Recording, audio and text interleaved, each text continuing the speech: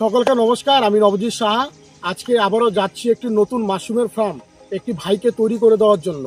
সে ভাই একজন সিআরপিএফের যে মিলিটারি যে ফোর্সের যে কাজগুলো হয় সেই কাজগুলো সে কন্ট্রাকচুয়ালিভাবে বিভিন্ন জায়গায় করে সে দেখেছে যে এইভাবে কাজ করলে হবে না, বাড়িতে বসে থেকে একটা কিছু করতে হবে। তখন সে অনেকদিন যাবতীয় আমার সঙ্গে যোগাযোগ করছে। তার বাড়ি হচ্ছে কোচবিহার জেলার প্রত্যন্ত গ্রামের ভেতরে, জামালদা থেকে অনেকটা ভেতরে। সে যোগাযোগ করে আমার বাড়ি থেকে মাশরুমের বীজ, মেডিসিন সব কিছু নিয়ে এসে তার বাড়িতে খুব সুন্দরভাবে একটা ঠান্ডা শীতল পরিবেশের মধ্যে মাশরুমের ফার্ম তৈরি করেছে। সেই ফার্মের কাহিনী এবং চিত্র আপনাদের প্রত্যেকটা লোকের সামনে তুলে ধরতে চলুন। সেই কোচবিহার জেলার মেখলিগঞ্জ ব্লকের জামালদার ভেতর প্রত্যন্ত একটি গ্রামের ভেতরে চলুন সেই জামালদার।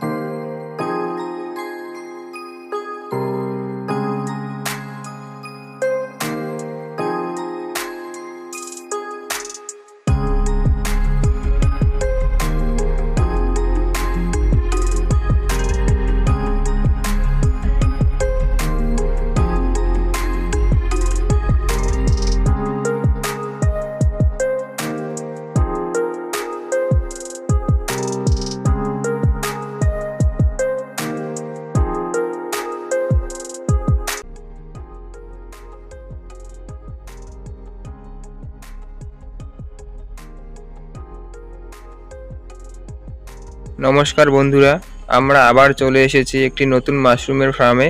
আমাদের যে চাষি বন্ধু রয়েছে ওনার মাশরুম চাষের কাহিনী ও চিত্র তুলে ধরতে এর আগে ট্রেনার তো আপনাদেরকে বলেই দিয়েছে যে উনি কি করে, ওনার বাড়ি কোথায়, তারপরেও আবার ওনার নিজের মুখেই শুনে নিচ্ছি।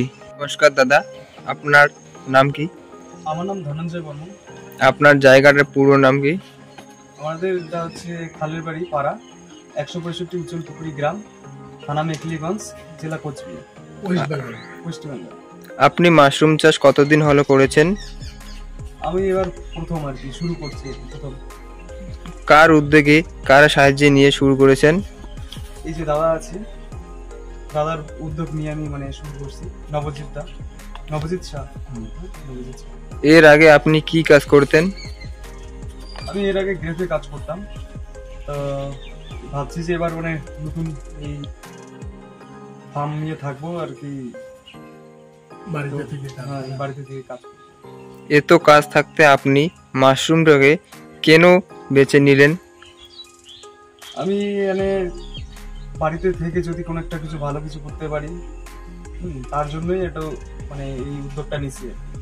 বাড়িতে থেকে বিজনেসটা নিজের করবো আর কি বলে আমি মানে এই সেটা করছি।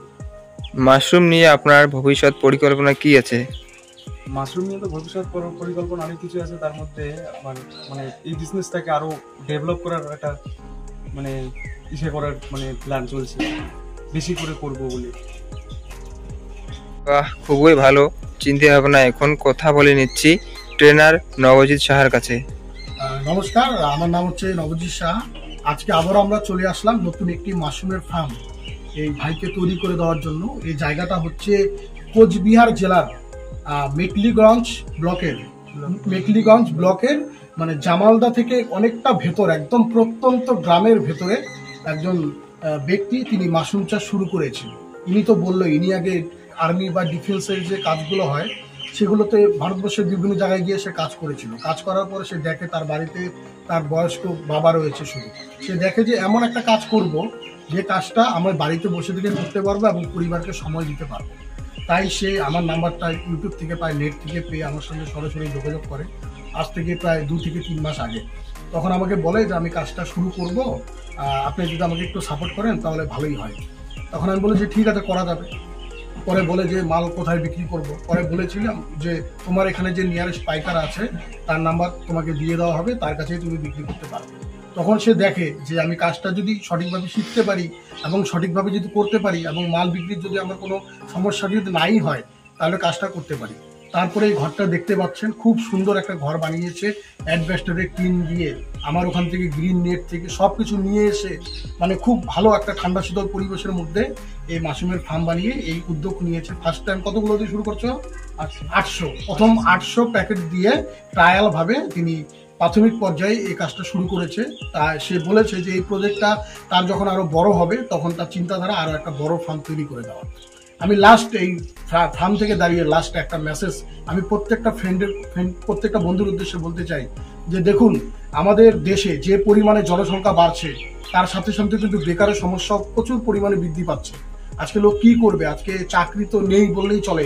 আজকে বিজনেস করতে গেলেও অনেক টাকার প্রয়োজন, সেই সামর্থ্য সবার কাছে নেই। আজকে লোক কি কাজ করবে? লোক মানে ভেবে দিশাহারা। এমন যদি কোনো কাজ থাকে যেটা বাড়িতে বসে থেকে অল্প একটু সময় নষ্ট করে, অল্প একটু পুঁজিকে খরচা করে যদি কোনো কিছু একটা করে কোনো ব্যক্তি ইনকাম করতে চায়, তার যদি কোনো রাস্তা থাকে সেটা একমাত্র এই মাশরুম চাষ হতে পারে। আর সেই মাশরুম চাষের মাধ্যমে এমন না যে এই ফার্স্ট আমরা কোনো লোককে আমরা ট্রেনিং করালাম, এর আগেও আমরা প্রচুর লোক, তাদের মধ্যে অনেক এডুকেটেড লোক আছে, স্কুলের মাস্টার থেকে শুরু করে, ডাক্তার থেকে শুরু করে, পুলিশ থেকে শুরু করে, সিভিল ইঞ্জিনিয়ার থেকে শুরু করে, হসপিটালে চাকরি করা ব্যক্তি থেকে শুরু করে, এগ্রিকালচার ডিপার্টমেন্টে চাকরি করা ব্যক্তি থেকে শুরু করে প্রত্যেকটা লোক আজকে আমাদের কাছে ট্রেনিং নিয়ে একটা সফল জায়গায় পৌঁছতে পেরেছে।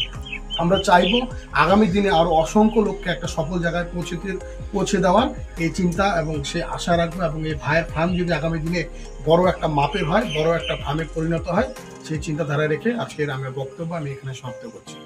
আর ভাইকে আমরা এখন একটা সার্টিফিকেট তুলে দেবো। Thank you. ভাইকে আমরা এই সার্টিফিকেটটা তুলে দিলাম। ধরো, এই সার্টিফিকেটে তুলে দেওয়ার কারণ হচ্ছে, সার্টিফিকেট হচ্ছে সে যে মাশরুম চাষ শুরু করেছে তার প্রমাণপত্র এবং ফার্স্ট হলো তার আইডি প্রুফ। সে যে একজন সরকারিভাবে সে যে মাশরুম চাষ তার বাড়িতে শুরু করেছে এবং সেই সার্টিফিকেট শুধু তার আইডি প্রুফ হিসেবে না, সে যদি চায় যে আগামী দিনে আমি সরকার থেকে সুযোগ সুবিধা নিব এবং সরকার থেকে সুযোগ সুবিধা নিয়ে আমি এই ফার্মটাকে বড় করব, তাহলেও সেই ব্যাপার এই সার্টিফিকেট তার বিশেষ ভূমিকা পালন করতে সক্ষম। এবং কার কাছ থেকে সুযোগ সুবিধা পাবে তার নাম্বারও ভাইকে দিয়ে দেওয়া হয়েছে এবং কার কাছে মাশরুম উৎপাদন হওয়ার পর বিক্রি করবে সেই নিয়ারেস্ট পাইকারের নাম্বারও দিয়ে দেওয়া হয়েছে।